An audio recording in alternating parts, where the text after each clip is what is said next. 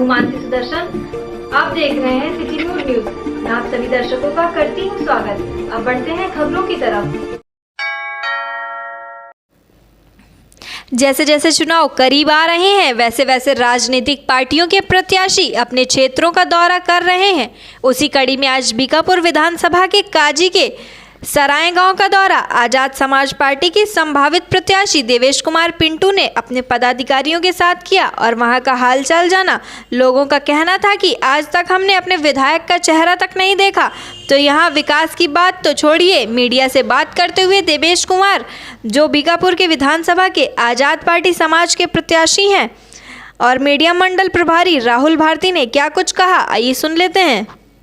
क्या मैसेज दिया आज अपने गांव में प्रचार कर रहे हैं? हाँ, गांव में जनसंपर्क अभियान चल रहा है इस टाइम पे, और हमारे माननीय विधायक जी, भावी विधायक बीकापुर देवेश कुमार पिंटू जी के साथ हम आए हैं। और यहाँ पे हमने गांव में पूरी समस्याएं देखी हैं कि 5 साल सरकार रही। आप खुद गांव में देख सकते हैं किसी का घर अभी पक्के का नहीं है, सब छपरा और इसमें खपड़े के मकान में रह रहे हैं। तो ये सब देख के बहुत दुख होता है, बहुत दर्द होता है। कर रहे हैं, क्या कमियां लग रही है? लोगों से बात किया होगा, क्या मांग? लोगों का दर्द सुन के यहाँ इस समय हमारी भी आंख में आंसू आ गया है। आप समझ लीजिए, लोगों के घर गिरे हुए हैं, लोगों को रहने की जगह नहीं है। ये कंडीशन है, ये गरीबी है, मजबूरी। आदमी अपने सर पे चद्दर तक नहीं रख सकता है। छप्पर के भी जो भी हैं, छप्पर भी हैं घर गांव में। देख लिए गरीबों की स्थिति बहुत बद से बदतर हो गई है, और ये परिवर्तन का दौर है। जनता आक्रोश में है, सब गुस्से में, सब परिवर्तन चाहते हैं, और सब आंख बंद करके इस बार भीम आर्मी आजाद समाज पार्टी को सपोर्ट करें। चंद्रशेखर भाई का सब लोग समर्थन कर रहे हैं। आगे प्रचार के लिए निकले हैं, क्या मैसेज है? मैसेज मैं अपने विधानसभा क्षेत्र में आज घूम रहा हूँ, और मैंने यहाँ की स्थितियाँ भी देखी हैं। इतनी दयनीय स्थितियाँ हैं कि यहाँ के घर गिरे हैं लोगों के, लेकिन उनको कोई आवास नहीं मिला। लोग छप्पर में मजबूर होकर रह रहे हैं। आज बारिश भी हो रही, ठंडी भी है, लेकिन उनके पास अच्छी दीवारें नहीं है। कब उनके ऊपर गिर जाएं, कब उनकी मृत्यु भी हो सकती है। ऐसी ऐसी योजनाएं हैं यहाँ पे कि जिस तरह से यहाँ के विधायक जीते हैं, जो मौजूदा विधायक हैं, वो कभी बता रहे हैं यहाँ की जनता, कभी वो दोबारा झांकने नहीं आए। इस बार ये लोग चाहते हैं कि परिवर्तन लाना चाहते हैं। और मैं अपने विधानसभा वासियों को यही संदेश देना चाहता हूँ कि हमारी सरकार बनती तो इन सारी समस्याओं से आपको निजात मिलेगी। आपकी शिक्षा फ्री हो जाएगी, आपको रोजगार मिलेगा, आपकी दवा फ्री कर दी जाएगी, और आपको अच्छी सड़क, अच्छी नालियाँ मिलेंगी, अच्छे मकान मिलेंगे, हर घर में लाइट होंगी। हम 350 यूनिट फ्री देंगे किसानों को। सिंचाई की जितनी भी बिजली उसको फ्री देंगे। किसानों को खाद फ्री दी जाएंगी, बीज फ्री दी जाएंगी। और जो सबसे बड़ी समस्या बनी हुई है छुट्टा सांड, उससे निजात मिलेगी। छुट्टा सांड से निजात दिया जाएगा, और पशु बाजार को बढ़ावा दिया जाएगा। एक जगह से दूसरी जगह पशु ले जाने के लिए छूट भी दी जाएगी, और सारे युवाओं को रोजगार दिया जाएगा, और योजना के तहत उनको भत्ता भी दिया जाएगा। पढ़ने वाले जो स्टूडेंट है 18 से 25 साल के जो लड़के होंगे, उनको 18,000 रुपया सालाना स्कॉलरशिप भी दिया जाएगा। और माता योजना के तहत जो 25 से 50 साल के बीच की हैं या उससे ऊपर भी जो है, उनको हर साल 18,000 रुपया पेंशन दिया जाएगा। हर वर्गों के लिए आपके पास योजनाएं हैं? हर वर्गों के लिए योजनाएं हैं, और SC OBC माइनॉरिटी के लिए जो भी गरीब हैं उनके लिए सारी योजनाएं दी जाएंगी सबको। 5 साल में कोई काम नहीं हुआ है, इसलिए काम बहुत ज़्यादा है हमारे पास, और समय हमारे पास कम है। हम हर वर्ग के लिए काम करेंगे। सभी वर्ग इस समय वंचित हैं हर मूलभूत सुविधाओं से। इस सरकार में सारे वर्ग के लोग बहुत पीड़ित है, बहुत परेशान हैं। जिस तरह से आप कहीं भी जाएंगे देख लीजिएगा, तो इनके कार्यकर्ता जूता लेके दौड़ा जा रहे, मारे जा रहे। अभी देखिए केशव प्रसाद मौर्य अपने क्षेत्र में जाते हैं तो उनका किस तरह से स्वागत होता है। हो सकता है सारी विधानसभाओं में इस तरह से बीजेपी का स्वागत होगा इस बार। आप प्रचार कर रहे हैं, क्या पैगाम दे रहे हैं? देखिए, मैं पैगाम ये दे रहा हूँ कि अपने बहुजन समाज के लिए जो लड़ाई लड़ रहा है आपके लिए, जो दिन रात आपके लिए संघर्ष कर रहा है, उसी को आप इस बार सत्ता में लाइए। मैं इस बार बीकापुर विधानसभा का प्रत्याशी हूँ, इसलिए अपने बीकापुर विधानसभा क्षेत्र में जगह जगह पे जाके जनसंपर्क कर रहा हूँ लोगों से। और अपना घोषणा जो हमारे चंद्रशेखर भाई ने घोषणा किया कि हमारी सरकार बनने के बाद क्या क्या योजनाएं लाई जाएगी, उसके बारे में बताया जा रहा है। और भीम आर्मी आजाद समाज पार्टी लगातार बहुजन उत्थान के लिए काम भी कर रही है, और उनकी हक की लड़ाई भी लड़ रही है, और संघर्ष भी कर रही है। मुख्य मुद्दे क्या होंगे आपके चुनाव में? मुख्य मुद्दे हमारे जो बैकलॉग जितनी सी भर्तियां थी उसको बहाल की जाएंगी। जितने संविदा कर्मी थे उनको नियुक्ति परमानेंट की जाएगी। शिक्षा और स्वस्थ रोजगार जो है, शिक्षा फ्री की जाएंगी। रोजगार के लिए बढ़ावा दिया जाएगा, और लगभग सारे युवाओं को हम रोजगार देने के लिए काम करेंगे और उनको दिया भी जाएगा। और गांव-गांव नाली हो गई, सड़क हो गई, इस सब की देखभाल किया जाएगा, इसको मरम्मत भी कराया जाएगा, इसको निर्माण भी कराया जाएगा। और जो जैसे भी कोई भी समस्या होती है हमारे विधानसभा क्षेत्र में या पूरी यूपी में जो हमारी सरकार बनेगी तो हम पूरे उनको जगह जगह पे उनको सुरक्षा दिलाएंगे।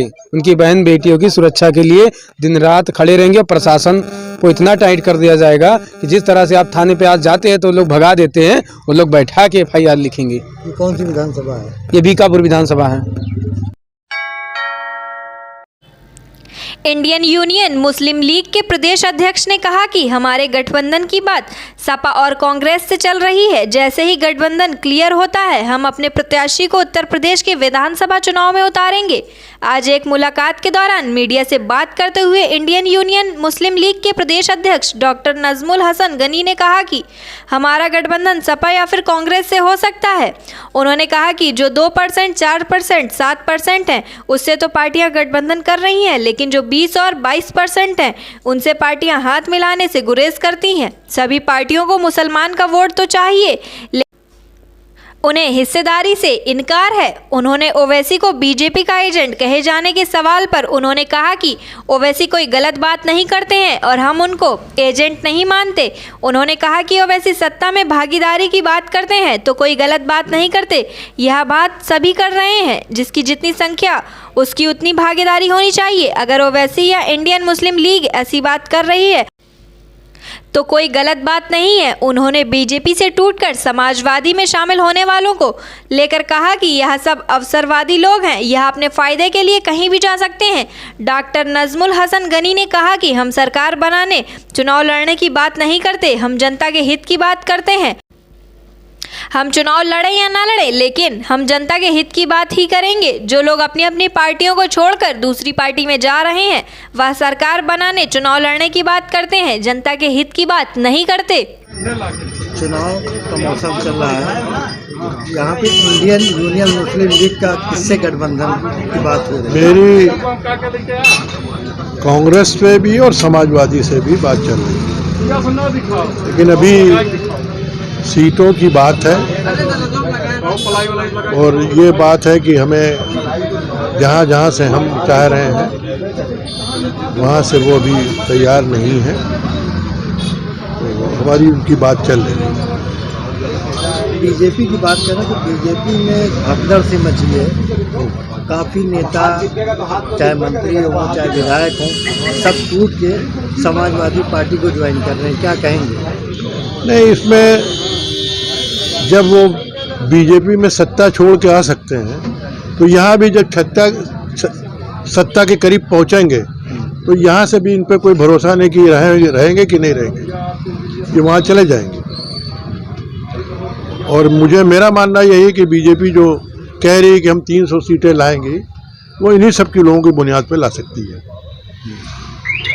जो आज की राजनीति है, बड़ी तोड़ फोड़ की राजनीति है, इधर के लोग उधर, उधर के लोग इधर, ये राजनीति किस दिशा में जा रही है? देखिए, अब राजनीति का जहाँ तक मामला है वो त्याग का मामला है, वो सत्ता की राजनीति होती, जो अपोजिशन होता। हम लोग हैं 20 साल से मुस्लिम लीग की सियासत कर रहे हैं। इंडियन यूनियन मुस्लिम लीग 20 साल से उत्तर प्रदेश में काम कर रही है, लेकिन अभी तक कोई सीट नहीं निकली। हमारा सत्ता से नहीं, हमें जनता के हित के लिए कार्य करना और सेकुलरिज्म को बरकरार रखना। हमारा मकसद ये है कि देश में अमन और शांति बनी रहे और डेमोक्रेटिक पैटर्न को लागू होता रहे, मन चाही बात ना होती रहे या अपने मन से नहीं संविधान से चले। ये देश संविधान से चलना चाहिए। 2022 के चुनाव में इंडियन यूनियन मुस्लिम लीग कहाँ पाती है अपने आप को, कितनी सीटें लड़ाएगी? नहीं, ये मेरी, जैसे हमारे क्या केरला में एलआई है, वैसे उत्तर प्रदेश में भी हम लोग चाहते हैं कि एक एलआई बने और तभी हम सत्ता के करीब जा सकते हैं। वहाँ 7 पार्टियों का एलआई होता है। कांग्रेस के लोग, हमारे जो एमपी के क्षेत्र है वायनाड से राहुल गांधी लोकसभा है, तो वहाँ तो हाथ मिलाते हैं, उत्तर प्रदेश में इस बार वो सोच रहे हैं और हाथ मिलाएंगे, मुझे उम्मीद है। तो वहाँ तो हाथ मिलाते हैं, उत्तर प्रदेश में इस बार वो सोच रहे हैं और हाथ मिलाएंगे, मुझे उम्मीद है। एक सवाल और है, ओवैसी पे आरोप लगता है कि वो बीजेपी के लिए काम कर रहे हैं, लोग कहते हैं बीजेपी के एजेंट, इसमें आपका क्या कहना है? मैं इस पर देखिए, जो भी 7% के लोग हैं, 6% के लोग हैं, 2% के लोग हैं, उनसे तो लोग राजनीतिक पार्टियां हाथ मिलाती हैं, और जो 22% हैं, 20% से 22% लिखा पढ़ी में उत्तर प्रदेश में, उनसे हाथ नहीं मिलाती है। तो अगर वैसी ये बात तरीके का करते हैं तो उनमें कोई गलत नहीं करते हैं। तो ये जो एजेंट होने का आरोप लगता है, इसको आप किस तरह से देखते हैं? देखिए, जब वो सत्ता में भागीदारी चाहते हैं या सत्ता में ताबेदारी मनवाना चाहते हैं, उसको बचाने के लिए मुस्लिम लीग भी उसी लाइन पे है कि हम भागीदारी तो बनना चाहते हैं लेकिन ताबेदारी नहीं करेंगे, चाहे चुनाव ना लड़ें लेकिन हम ताबेदारी नहीं करेंगे। यहाँ की जो 7% की, 14% की और 2% की पार्टियां हैं, वो चाहती हैं कि मुसलमान उनकी ताबेदारी करे, साझेदारी ना करे, भागीदारी ना करे। ये मुस्लिम लीग नहीं होने देगी।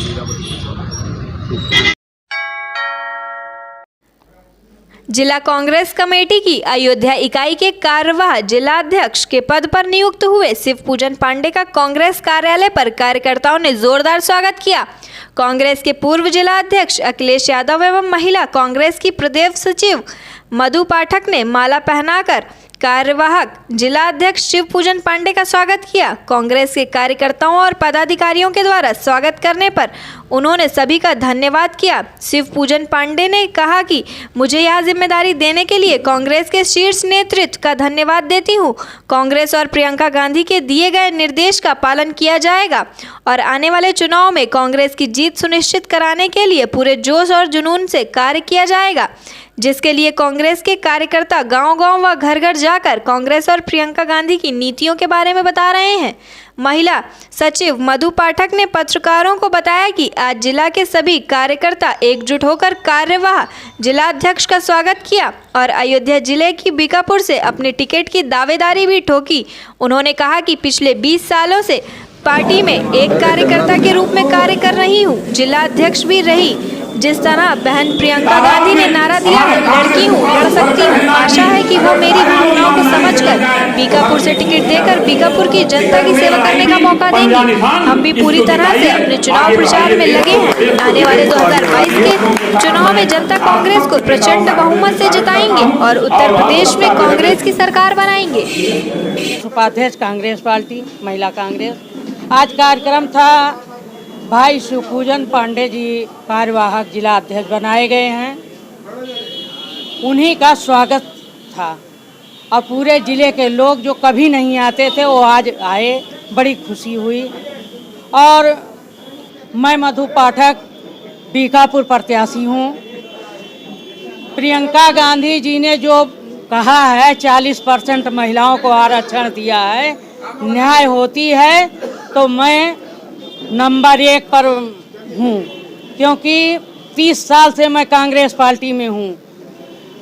94 से सक्रिय कार्यकर्ता हूँ, 94 से काम कर रही हूँ। 20 साल मैंने जिला अध्यक्ष किया, अब प्रदेश उपाध्यक्ष हूँ, पीसीसी भी हूँ, टेलीफोन विभाग मेंबर की भी मैं थी, महिला जिला अस्पताल की सांसद प्रतिनिधि थी।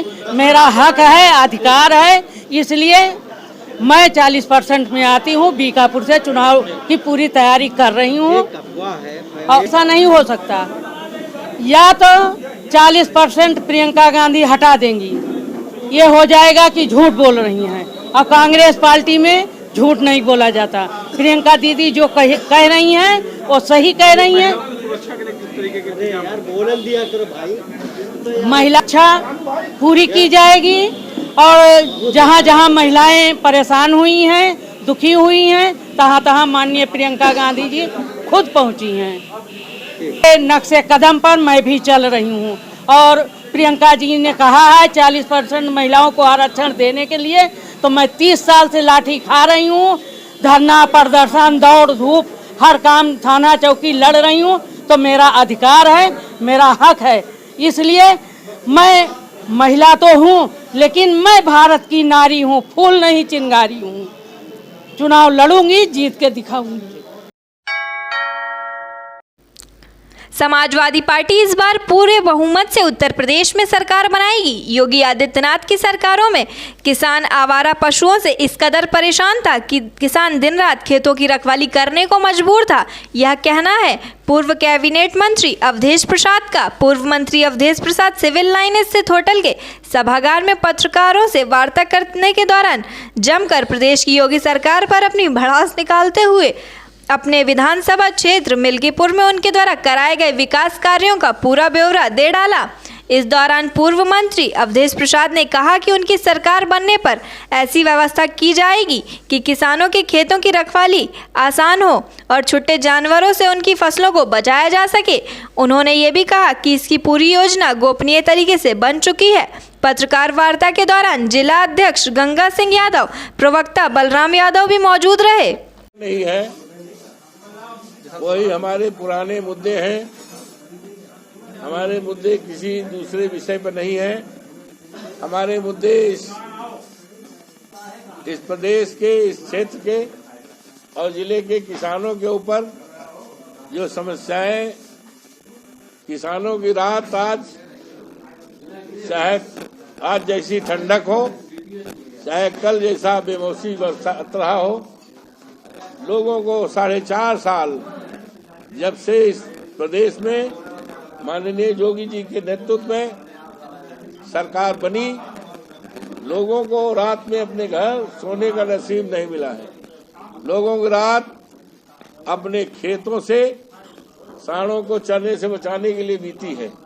सांडों ने केवल खेत ही नहीं खाया है, आवारा पशुओं ने केवल खेत ही नहीं खाया है, बल्कि लोगों की जानें भी ली है, चोटें भी पहुंचाई है। हमारी जब सरकार माननीय अखिलेश यादव के नेतृत्व में 12 से 17 तक थी, मिल्कीपुर विधानसभा क्षेत्र में हमने तमाम विकास और निर्माण के काम शुरू किया था। यहाँ तक कि खलिया देवगांव, जो यहाँ से 60 किलोमीटर दूरी है, स्वास्थ्य सेवाएं वहाँ नहीं थी। उसको ध्यान में रखते हुए एक शानदार 50 शैय्या का अस्पताल का निर्माण कराया। महामारी जैसे महाकाल में आज तक वो अस्पताल नहीं चल पाया। वहां पर जाओ देखो तो सांडों का अड्डा है, सांड वही रहते हैं अस्पताल में, अवैध की फसलें खाते हैं और मौका मिलता है लोगों को जख्म डालते हैं। इसी तरह से पिछला में 100 शैय्या का अस्पताल बनवाया है। इस महामारी में, कोरोना जैसे काल में भी वहाँ पर कोई दवाई का इंतजाम नहीं, अच्छे डॉक्टरों का इंतजाम नहीं। हमने मुगीसपुर में गरीब बच्चों के लिए आश्रम पद्धति विद्यालय बनवाया था, बनके तैयार है। वहाँ पर आज तक पढ़ाई नहीं हुई। टकसरा में राजकीय कन्या इंटर कॉलेज खुलवाया था, शानदार बिल्डिंग बन गई है। ऐसी बिल्डिंग तो फैजाबाद में GIC की नहीं है, लेकिन आज तक वहाँ पर नहीं। पहले सांड बैठ रहे थे, जब बाउंड्री हो तो सांप रहने लगे वहाँ। यही नहीं, हमने हरिन-3गंज ब्लॉक जो हमारे मिल्कीपुर विधानसभा में है, शानदार IT स्कूल बनवाया, कॉलेज, जिसमें मेरा विधानसभा चुनाव में मुख्यमंत्री योगी चुनाव तैयारी में अचानक गोरखपुर से चुनाव लड़ने के फैसले राजनीतिक पार्टियों व अयोध्या के लोगों के मन में संदेह पैदा कर दिया था। लेकिन इस बीच श्री रामलला के मुख्य पुजारी आचार्य सत्येंद्र दास ने इस फैसले का बड़ा खुलासा किया है। उनका कहना है कि अयोध्या में योगी आदित्यनाथ के विरोध में माहौल तैयार किया जा रहा था। वहीं मुख्य पुजारी आचार्य सत्येंद्र दास का कहना है कि योगी आदित्यनाथ से हमारा 3 पीढ़ियों से उनसे संबंध है, इसलिए हमने उनको सुझाव दिया था कि वह अयोध्या की बजाय गोरखपुर जनपद की किसी विधानसभा से चुनाव लड़ें तो ज़्यादा अच्छा होगा, क्योंकि माहौल कुछ गड़बड़ था। साधु समाज में भी एकता दिखाई नहीं दे रही थी और राम मंदिर का मार्ग बनने के लिए और सड़क चौड़ीकरण के लिए कुछ घरों और दुकानों को तोड़े जाने को लेकर लोग नाराज भी थे। इस सब को देखकर उन्हें सुझाव दिया कि उनको अयोध्या से चुनाव लड़ने के बजाय गोरखपुर से चुनाव लड़ना चाहिए, जिससे कोई संदेह न रहे। तो वहीं सीएम योगी के फैसले को लेकर उन्होंने कहा कि वहाँ मुख्यमंत्री हैं, कहीं से भी चुनाव लड़ेंगे तो जीतेंगे ही। अगर अयोध्या से चुनाव लड़ते तो बहुत परेशानी होती, बहुत शर्मनाक बात होती। ऐसी स्थिति में हमने उनको एक सुझाव दिया था कि अयोध्या से न लड़के वह किसी अन्य विधानसभा से लड़ें। उन्होंने यह स्वीकार किया। उन्होंने हमारे इस सुझाव को माना। गोरखपुर सदर से लड़ रहे हैं, यही अच्छी बात है। यहाँ से वह लड़ते तो अच्छा रहता, लेकिन उन्होंने हमारे सुझाव को माना। यहाँ की एकता न देख करके हमने इस तरह का सुझाव दिया था। दिक्कत इस बात की थी कि प्रशासन ने कुछ लोगों को उजाड़ दिया था। प्रस्ताव आया राम जन्मभूमि तक मार्ग बनने का, उसमें जो दुकानदार उजड़े रहे थे वह सब विरोध में थे और समाजवादी पार्टी के नेताओं के द्वारा लोगों को बरगलाया जा रहा था। महाराज जी, आपने योगी आदित्यनाथ जी को कुछ सुझाव दिए थे, वो सुझाव क्या थे और क्या उन्होंने उसको माना? जब ये पता चला मीडिया के माध्यम से कि योगी आदित्यनाथ जी महाराज अयोध्या से चुनाव लड़ेंगे विधानसभा का, तो यहाँ की माहौल देख करके हमने एक सुझाव दिया था कि यहाँ की अपेक्षा यदि वो गोरखपुर से लड़े ज्यादा अच्छा होगा। वैसे वो मुख्यमंत्री हैं, किसी जगह से लड़ते उनकी विजय होने में कोई संशय नहीं था, लेकिन यहाँ का माहौल कुछ ऐसे गड़बड़ था। कुछ साधु समाज में भी एकता नहीं दिखाई दिया। तो ऐसी स्थिति में हमने देखा कि वो हमारे ऐसे संबंध हमारे यहाँ आज से नहीं 3 पुरुषों से संबंध हमारे गुरु से रहे और हमसे हैं। तो ऐसी स्थिति में कोई परेशानी हो तो ये उचित नहीं है। अयोध्या का गौरव है। अयोध्या में यदि इस प्रकार की बात होती तो बहुत ही शर्मनाक बात होती। तो ऐसी स्थिति में मैंने एक सुझाव दिया था कि यदि अयोध्या से न लड़ करके और गोरखपुर किसी विधानसभा क्षेत्र से लड़ना ज्यादा अच्छा है, और उन्होंने इसको स्वीकार किया, माना हमारे सुझाव को। और गोरखपुर से सदर से लड़ रहे हैं, ये बहुत अच्छी बात है। यहाँ से लड़ते तभी भी उनको अच्छा रहता है यहाँ अयोध्या से भी, लेकिन हमारे सुझाव को उन्होंने माना, क्योंकि यहाँ की एकता न देख करके हमने इस प्रकार की बात कहा था। क्या क्या दिक्कत?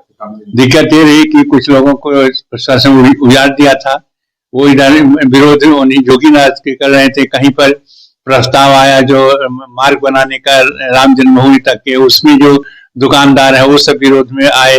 और उसके बाद में कुछ साधु संत हैं वो भी विरोध में आए। तो इन सबको देख करके हमने एक सुझाव दिया था।